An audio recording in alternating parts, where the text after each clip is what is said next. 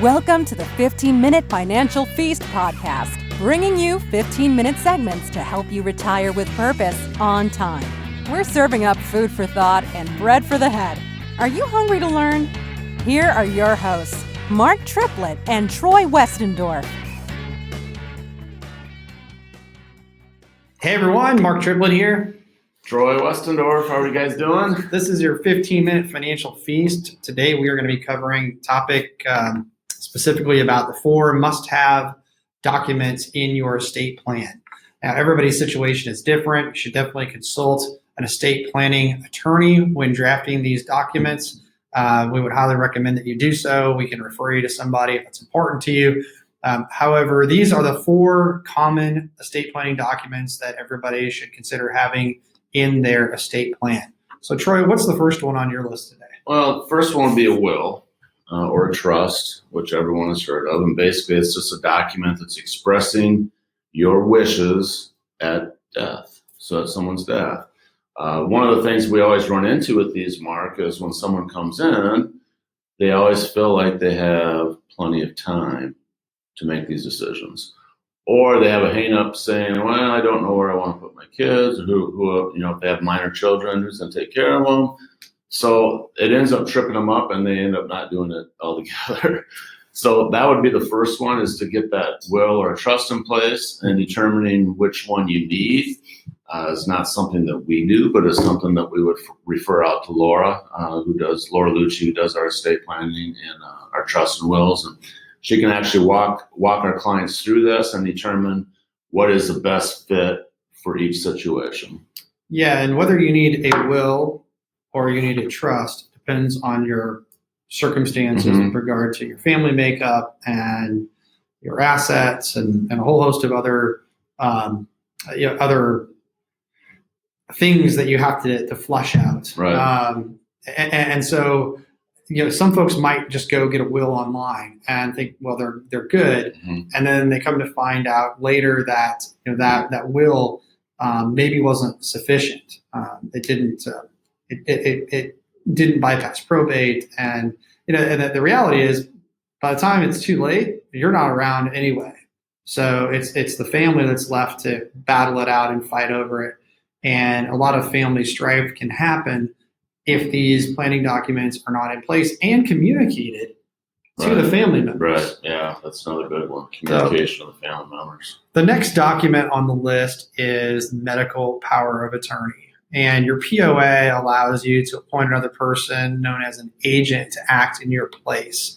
Now, medical power of attorney would allow that person to act as your agent when making medical decisions. And with the HIPAA laws today, if you're an adult and you wind up in the hospital, your spouse may be able to get information, but the hospital is probably not going to release any personal information about your medical situation to any other adult without your written consent. And this medical power of attorney would allow somebody to act as your agent on your behalf if you're incapacitated and unable to make those decisions for yourself. Now, we often think of this medical power of attorney as applying to folks who are maybe older, who are looking at a situation where maybe because of dementia or something like that, they may not be able to make decisions.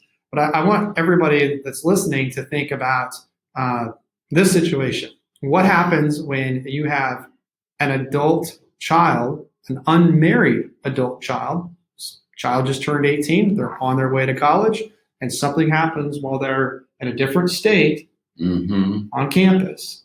Which we just went through, college graduation. So a lot of kids are going to be leaving home this fall. So in that particular instance, one of the documents that we recommend all of our parents get for their unmarried adult children is a medical power of attorney. So that way, if something were to happen to your child, who is an adult at that point, while they're away from home, that you'll be able to act as their agent or get medical information about their condition if they were to become injured or incapacitated and stuck in a hospital another state away or even another city away. So I think it's really important that you think through and make sure you get those. And those documents don't have to cost an arm and a leg either to get in place. But I think it's a really critical document. And there are a lot of different articles out there that will speak to that fact. It's not just our opinion. Troy, what's next on the list? So the next one is similar to the medical power of attorney. It is the financial power of attorney, which works similar. Now you have someone that can actually speak on your behalf when it comes to finances. And maybe it's, paying some bills or accessing the checkbook. There's different things you can have with this, but it's just as vital as the medical power of attorney when you're talking about someone that cannot access the financial side of things and needs someone to get in there and access it. And again, if they don't have someone in place, it's just like the medical power of attorney. You cannot access it. Yeah, so play this one out. My wife and I are retired, and we're driving across the country, enjoying ourselves. We get in a car accident, and both of us are in the hospital. We can't communicate with a financial institution, and we maybe have bills to pay or things at home, not right, there, but things at home that need to be transacted on our behalf. Who can go to our bank and say, hey, these folks are incapacitated? Can your kids do that, your adult children? No, the bank's not going to tell your adult children what your financial situation is or let them transact on your behalf until they get a court order after seeing a judge. So having a financial power of attorney on record is another critical piece to the estate planning document package. The last one on the list is a living will. Yep. Now, this is a written statement detailing a person's desires regarding their medical treatment in circumstances in which they are no longer able to express informed consent. We often refer to the living will as this is kind of crass, but the pull the plug document. If you are incapacitated and you're going to be on life support for the rest of your life, do you want to remain that way, or do you want to be let go? Think about there's a case in the Terry Schiavo case that made national headlines years ago, where I think it was the husband wanted to let her go, and the family members want to keep her on life support. Yeah. So having a living will on file, expressing your wishes in the event that you are in a situation where you're deemed not likely to recover by a doctor, and that you're going to be on life support for the rest of your life. Do you want to stay in that capacity or not? That document should also be on file in your estate planning documents. Now, Troy, you recently had a situation in your family. Brenda's stepdad was actually traveling out of state. He's from Minnesota, right? Yeah. This was down in... This was in Colorado. So true story, about a week ago, to this day, a week ago, last Friday, he is traveling through Colorado, gets in a car accident, pretty serious car accident. He survived, but it was serious. They bring him to the hospital. One of the hospitals there can't take care of him, so they move him to another hospital in the state of Colorado. The family did not hear about this accident until Sunday, when they were trying to release him. So Friday, Saturday, Sunday, late afternoon, they finally get a phone call, which he just happens to have a phone number in his wallet. It happens to be his daughter. So right now he had a concussion. He's got some things going on. They have no medical power of attorney. They have no power of attorney. They have no financial power of attorney. And these were all the things that we discussed. Oh man, we discuss quite often, but it's one of those things you just kind of put off thinking you have time. Here's a situation where they cannot get any information. The kids, 3 of the kids drive out to Colorado, try to access information. They can't get information until their dad gives them permission to give them the information. So there's a lot of scary things that happen in that time frame, a lot of worry. You cannot get answers. There's just a lot of things that are set up in place. And I'll say that another thing, there is no voice. So for 3 days, it was him and the hospital staff. So nobody had any voice. Nobody had any voice for him. The questions that maybe he needed to be asking were not being asked. There's just a lot of things that could have went much smoother had we had these things in place. Well, and so you mentioned 3 days. He's 3 by days himself. By himself. Kids finally find out they can't get any information, so they drive to Colorado. 13 hours. Okay. Yep. Now when they get there, they're not privy to any information until he is well enough to sign a release of information. So because the hospitals can protect themselves. Yep. And then the hospital finally discharges him, right? So he's good to go. We get back to Minnesota. He goes to see the doctor there, and what happened? And they find more things wrong with him. So when he left Colorado, it's a concussion, everything else looks good, you're good to travel. Gets to Minnesota, he's got a separation in his shoulder, he's got a broken collarbone on top of it. So, they didn't see a lot of these things, and the questions that need to be asked couldn't be asked. He was released early, should not have been released early. I mean, this guy had a collapsed lung on top of it. So 3 days later, they released him from the hospital. He had a collapsed lung, had a concussion, had a separated shoulder, and has a broken collarbone. And they're saying, you're good to go, good to travel home. 13 hours, this guy had to be in some severe pain. So I guess the summary of this talk today is really making sure that you're getting your ducks in a row before you need them. Yeah. This is maybe a wake-up call for him in this situation, but make sure that you visit with an estate planning attorney, that you start checking off these lists, making sure you have a will or a trust if appropriate. It's not appropriate for everybody.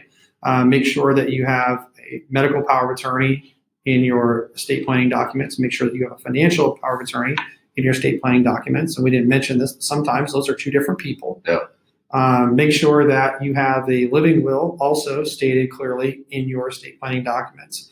And then update these periodically.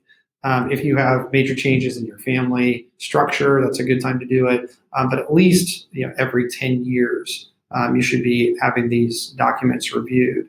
And it probably wouldn't be a bad idea for you to go over them annually. But from the attorneys that we've talked to in the past, they said they don't typically get with their clients to review these more than once every decade, unless something changes in their family structure or their economic situation changes dramatically. So you did it earlier too, Mark, just reviewing it with family. Yeah.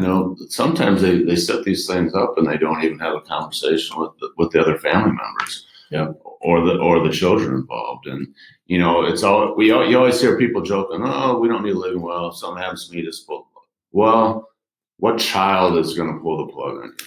I mean, we talk about that in long-term care situations too, do this. We've seen this happen too before, and I'm sure folks listening have stories, either people they know or even in their own family. Your family gets together for Thanksgiving every year, Christmas every year, big family gatherings that everybody seems to get along, and then mom or dad are gone and they leave this inheritance, and all of a sudden nobody's talking to anybody about each other.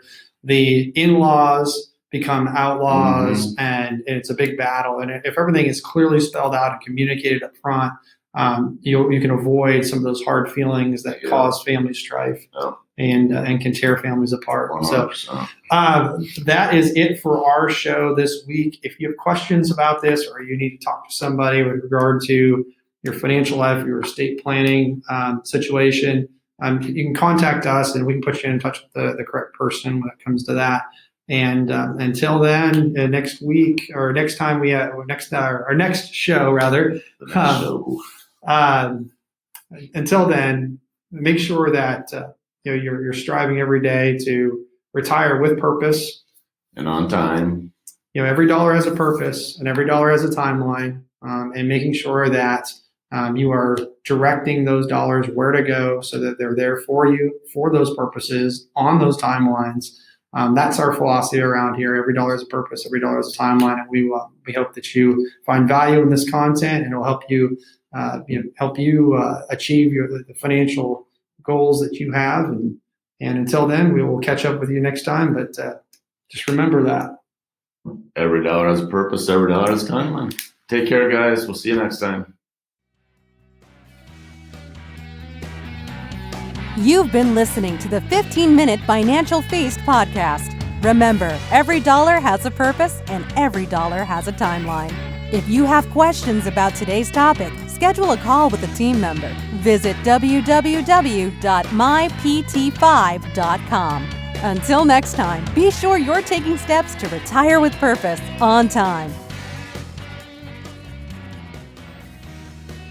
Mark Triplett is an investment advisor representative of and advisory services offered through Royal Fund Management, LLC, an SEC-registered investment advisor.